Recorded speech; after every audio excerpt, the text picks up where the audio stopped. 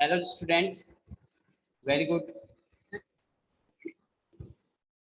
आज हम यहाँ पर कॉलेज शिक्षा विभाग राजस्थान के माध्यम से चलाए जा रहे ज्ञान दोस्तों कार्यक्रम में एक नया चैप्टर के बारे में चर्चा करेंगे, जो कि वित्तीय प्रबंध का ही एक भाग है।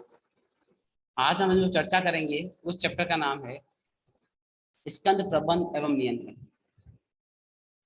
स्कंद स्कंद का मतलब होता है मटेरियल। आप स्कंद के नाम से इसको कह सकते हैं, मटेरियल इसको कह सकते हैं आप। और जो स्टॉक होता है, जिसको आप जनरली बैलेंस शीट में दिखाते हैं स्टॉक, वो स्टॉक को हम यहाँ पर स्कंद नाम से जानते हैं। सबसे पहले अपन बात करते हैं स्कंद प्रबंध एवं नियंत्रण, यानी जो मटेरियल आप परचेज करते हैं तो उस मटेरियल को आप कैसे अपने पास नियंत्रण में रखेंगे, उसका आप मैनेजमेंट कैसे करेंगे। यहाँ पर प्रबंध एवं नियंत्रण से तात्पर्य है कि आप जो मटेरियल परचेज कर रहे हैं उसे आप इस तरीके से कैसे मैनेज करें कि वो आपके लिए बेस्ट रिजल्ट दे पाए। यानी आप इतना माल भी ना परचेज कर लें कि वो माल आपके लिए खराब हो जाए, या कम माल भी ना परचेज करें कि आपके प्रोडक्शन में दिक्कत आ जाए।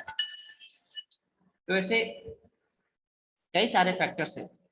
उन फैक्टर्स को मैनेज करने के लिए, उन फैक्टर से माल को बचाने के लिए हमें मटेरियल का प्रॉपर प्रबंध एवं नियंत्रण करना होता है।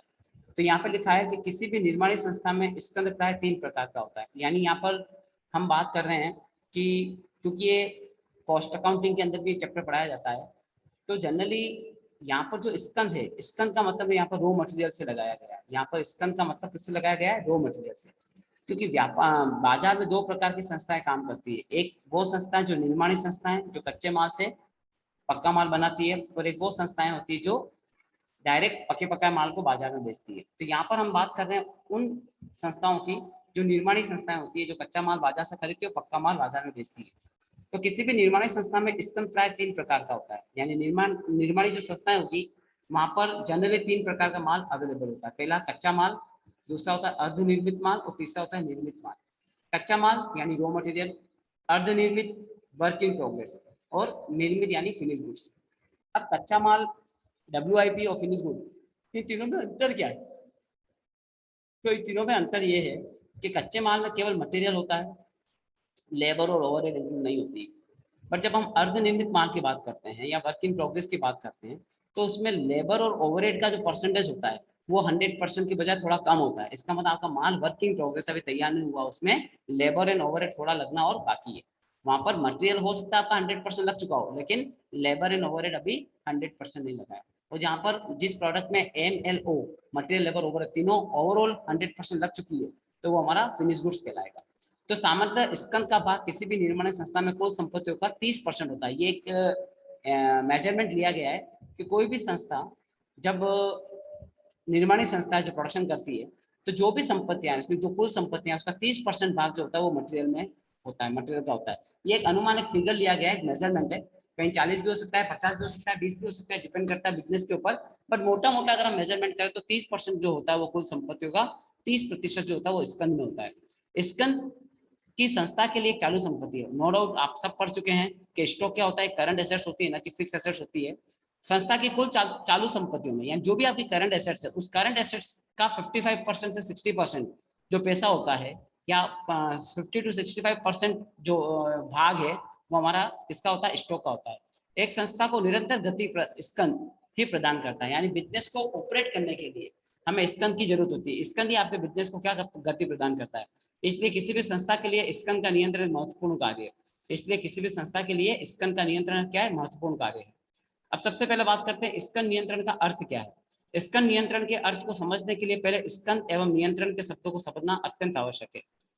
इसमें है स्कंद व्यापारिक संस्थाओं के लिए स्कंद का आशय विक्रय के लिए उपलब्ध माल या वस्तुओं से लिया जाता है। यानी स्कंद व्यापारिक संस्थाओं के लिए स्कंद का आशय क्या है? विक्रय के लिए उपलब्ध वस्तुएं सेवाएं। यहाँ पर जो व्यापारिक संस्था है उसका मतलब रिटेलर से है कि जो सीधा बाजार से माल परचेज करती है, सीधा बाजार में बेच देती है। तो उस प्रकार की संस्थाओं के लिए जो स्कंद होता है वो सीधा हमें विक्रय के लिए बाजार से खरीदना है। जबकि निर्माणी संस्थाओं के लिए स्कंद के अंतर्गत कच्चा माल, अर्धनिर्मित माल और निर्मित माल तीनों को सम्मिलित किया जाता है। निर्मित नियंत्रण का अर्थ क्या है? तो नियंत्रण से यहाँ तात्पर्य है स्कंद से संबंध में नियंत्रण शब्द का प्रयोग निम्न दो अर्थों में किया जाता है।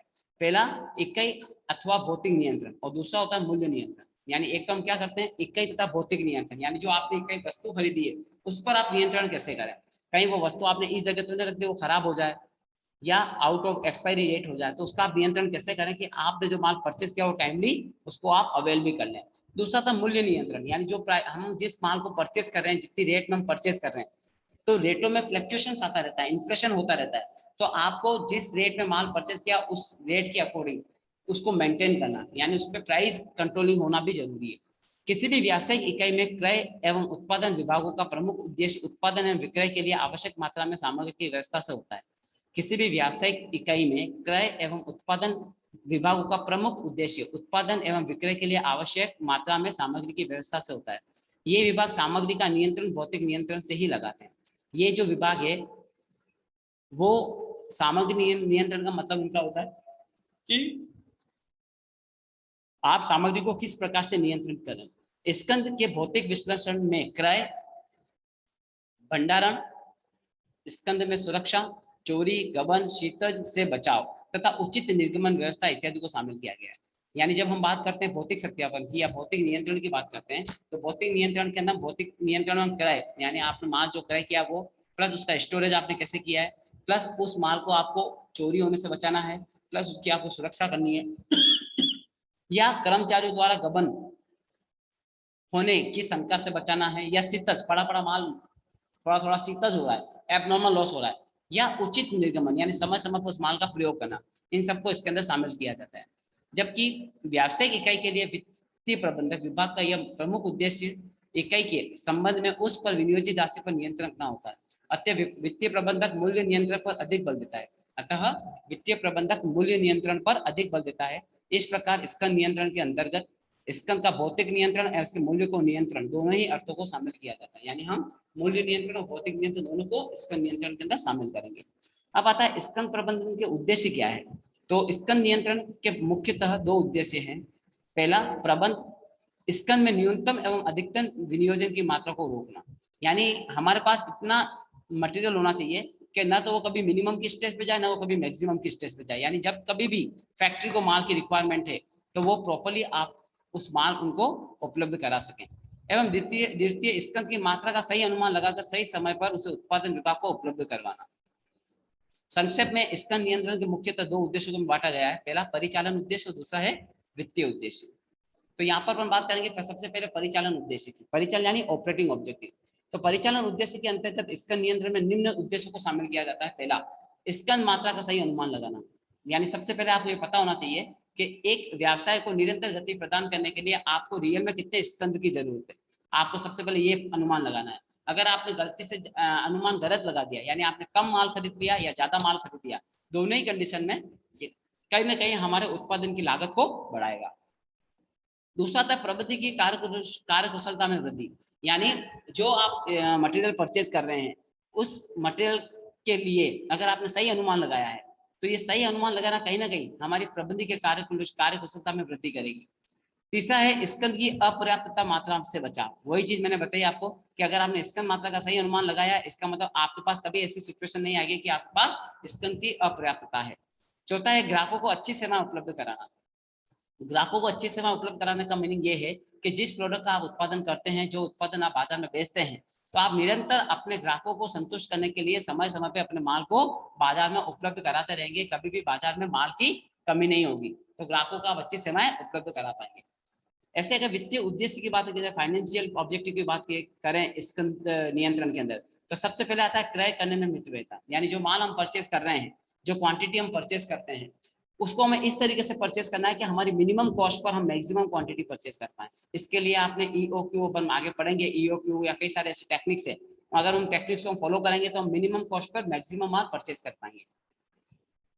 फिर आता है उचित मूल्य। उचित मूल्य का मीनिंग ये है कि जो माल आप परचेज करते हैं या जो माल आप खरीद रहे हैं, तो आप अपनी क्वांटिटी ऐसी फिक्स करें कि आप अच्छे डिस्काउंट के साथ माल परचेज कर पाए और आपको सही रेट में माल बाजार से मिल पाए। पूंजी का अनुकूलतम एवं कुशल उपयोग करना। जैसा कि आपने पहले पढ़ा है कि कोई भी व्यक्ति जब अपना व्यापार प्रारंभ करता है तो व्यापार में कुल विनियोजित पूंजी का 30% जनरली हम किसके लिए, स्कंद के लिए रखते हैं या स्कंद में प्रयोग करते हैं। तो आपके पास एक पैरामीटर होना चाहिए, उस पैरामीटर या आपके बिजनेस की प्रकृति के आधार पर आपका एक फिक्स अमाउंट जो आप स्कंद में विनियोजित करना चाहते हैं, आप उसको स्कंद में विनियोजित करें। अब बात आती है स्कंद को पर्याप्त मात्रा में रखने की आवश्यकता। स्कंद को पर्याप्त मात्रा में रखने की आवश्यकता, देखो ये सारे जो बिंदु आ रहे हैं, इन सब बिंदु के पीछे ऑब्जेक्टिव यही है मेजर, कि आप जो भी माल बाजार से परचेस करते हैं, जो भी कच्चा माल जब आप बाजार में परचेस करते हैं, तो जब आप उसे परचेस करते हैं तो सीधा फैक्ट्री में नहीं ले जाते, उसको आप कहीं ना कहीं स्टोर करते हैं। एक सीधा सा एग्जांपल देता हूँ, आप सब बिजनेस में नहीं है, बट आप एक अपने डोमेस्टिक हाउस में रहते हैं, अपने घर पे रहते हैं, जब बाजार से आपकी मम्मी या आपके फादर या आप लोग जब सब्जी लेके आते हैं, तो आप सब्जी उतनी नहीं लाते हैं जितनी आपको रिक्वायरमेंट है, यानी आज जितनी रिक्वायरमेंट है उतनी सब्जी नहीं लाते हैं आप। एक दिन की, 2 दिन की, 3 दिन की, 4 दिन की, जो भी आपके लिए सूटेबल है उतनी सब्जी लाके आप इसको रेफ्रिजरेटर में स्टोर कर देते हैं, और फिर जितनी जरूरत होती है उतनी आप रेफ्रिजरेटर में से निकालते रहते हैं। ऐसा क्यों? ऐसा इसलिए कि सपोज सुबह किसी को अर्जेंटली सब्जी की रिक्वायरमेंट पड़े तो उसको मार्केट जाने की जरूरत नहीं पड़े, अर्जेंटली उसको सब्जी रेफ्रिजरेटर से मिल जाए। तो सेम चीज कंपनियों के लिए भी है, फैक्ट्रीज के जो बड़ी बड़ी जो इंडस्ट्रीज है उनके लिए भी होता है कि वो लोग क्या करते हैं, स्टॉक को मेंटेन करते हैं, यानी जो रॉ मटेरियल्स होता है उसको मेंटेन करते हैं इन अ स्टॉक या इन अ गोडाउन, जो वेयर हाउसेज होते हैं उसके अंदर वो इनको स्टोर करके रखते हैं, जब कभी भी जरूरत पड़े इन एनी टाइम तो हम उसमें से उसको इश्यू करा पाए। तो स्कंद को पर्याप्त मात्रा में रखने की आवश्यकता में सबसे पहले आता है निरंतर उत्पादन प्रक्रिया हेतु, यानी जब एक बिजनेस रन करता है, यानी एक जब फैक्ट्री रन करती है तो उसका उत्पादन निरंतर होता है। तो जब आपका निरंतर उत्पादन होता रहेगा तो निरंतर आपको माल की रिक्वायरमेंट पड़ेगी, तो निरंतर माल की रिक्वायरमेंट के लिए मैं बार बार बाजार जाने की जरूरत नहीं है, हम अपना माल स्टोर से इश्यू कराते रहे। आदेश लागतों को कम वहन करने हैं, तो ये एक इंपॉर्टेंट पार्ट है, क्योंकि जब अपन आगे पढ़ेंगे ईओक्यू कि जब हम कोई भी माल परचेस करते हैं तो केवल उसकी परचेजिंग कॉस्ट हमें नहीं देनी होती है, उसके ऊपर उस माल को रखने का रखरखाव लागत, कैरिंग कॉस्ट कहते हैं जिसको, और उस माल को मंगवाने की लागत यानी ऑर्डरिंग कॉस्ट, ये 2 कॉस्ट भी हमें एक्स्ट्रा बियर करनी होती है। तो अगर हम अपने पास एप्रोप्रिएट माल रखेंगे तो हमारी आदेश लागत जो है ऑर्डरिंग कॉस्ट है वो भी कम वहन करनी पड़ेगी। मात्रात्मक छूट के लाभ हेतु, अब मात्रात्मक छूट का मतलब ये होता है कि कई बार जैसे हमारी जो रिक्वायरमेंट है वो 5000 यूनिट्स है, 10,000 यूनिट जो भी XYZ है, तो अगर आप एक साथ माल परचेस करते हैं तो आपको कोई डिस्काउंट मिलता है, आपको ट्रेड डिस्काउंट मिलता है। तो अगर उस ट्रेड डिस्काउंट से अगर आपकी कॉस्ट कटिंग होती है, कॉस्ट को मिनिमाइज किया जा सकता है, तो हम उसका बेनिफिट भी ले सकते हैं और अपनी कॉस्ट को मिनिमाइज कर सकते हैं। संसाधनों का उच्चतम उपयोग, अगर आपके पास एप्रोप्रिएट जितनी रिक्वायरमेंट का माल पड़ा है तो हमने जो संसाधन अपने व्यापार में लगाए हैं, अपनी इंडस्ट्री में लगाए हैं, तो हम उसका प्रॉपर यूटिलाइजेशन कर पाएंगे।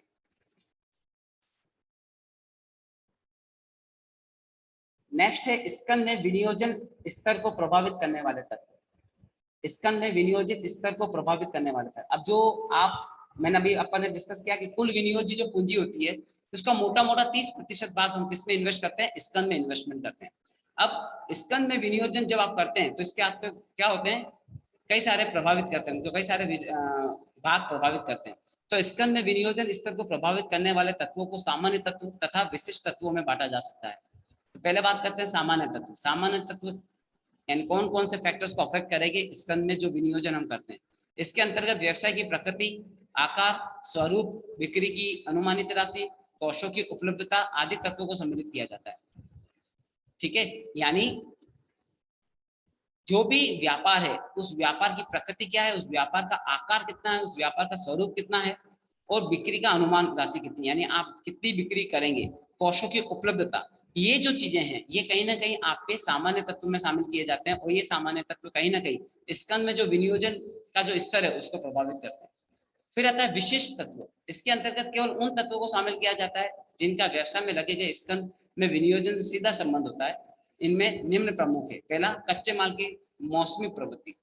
देखो, आप जब स्कंद में विनियोजन करेंगे तो आप सबसे पहले देखेंगे जो माल मैं परचेस कर रहा हूँ, जो मटेरियल मैं परचेस कर रहा हूँ, उसकी मौसमी प्रवृत्ति कैसी, जल्दी खराब होने वाला माल तो नहीं है, जो माल मैं खरीदूंगा उसको कितने दिन तक यूज किया जा सकता है। तो यदि संस्था द्वारा सामान्य प्रकृति का उत्पादन किया जाता है तो वर्ष भर में स्कंद में विनियोजित की गई मात्रा निश्चित रहती है, यानी आप जितना भी आप स्कंद परचेस करेंगे उसके विनियोजन की मात्रा पहले से डिसाइड कर लेंगे। लेकिन किसी संस्था में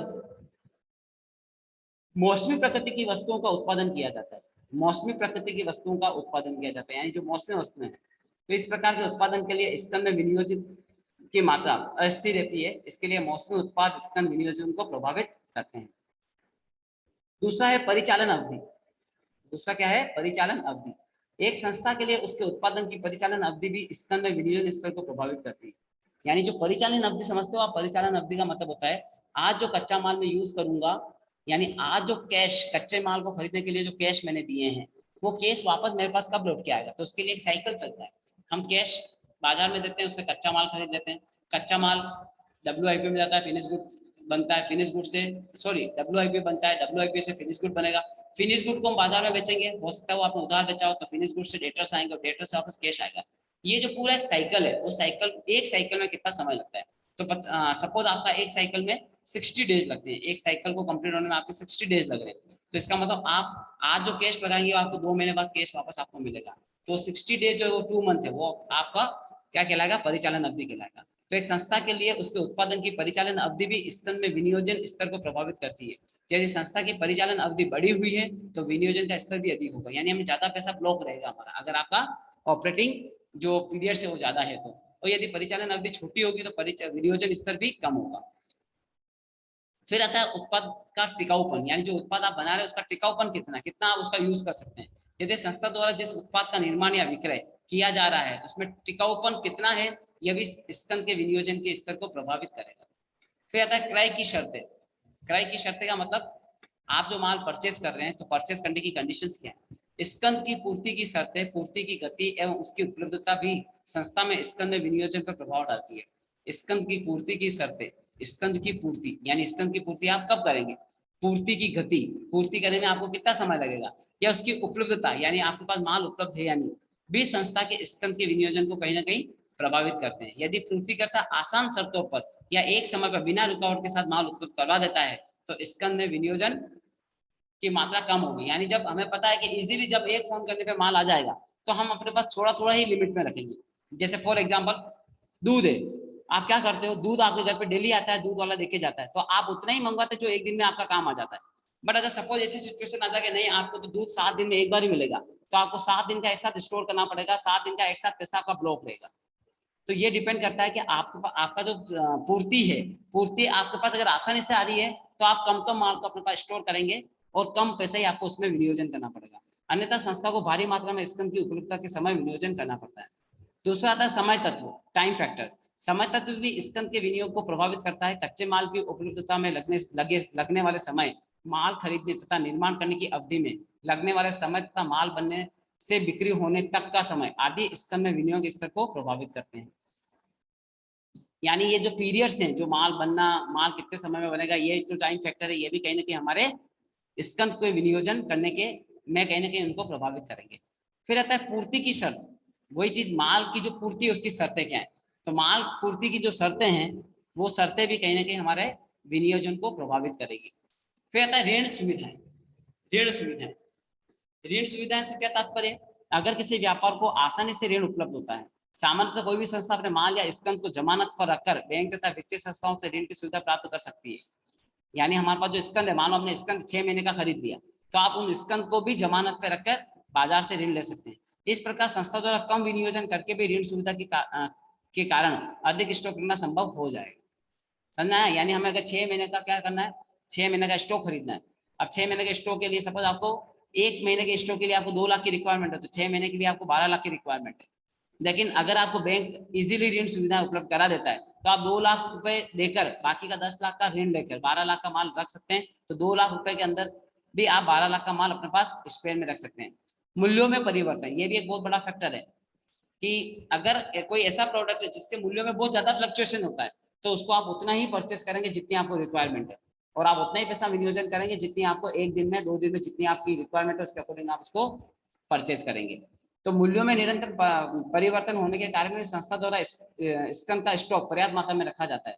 जब बाजार में माल की कीमत कम होती है तो संस्था अपने भावी लाभों को बढ़ाने के लिए उस कीमत पर माल का क्रय आवश्यक मात्रा से अधिक मात्रा में कर लेती है, जिसके लिए विनियोजन स्तर बढ़ जाता है।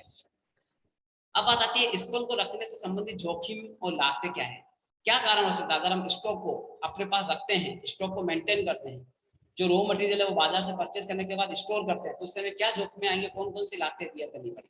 तो सबसे पहले आता है मूल्यों में कमी, यानी यहाँ पर आप ये भी कह सकते हैं मूल्यों में अस्थिरता।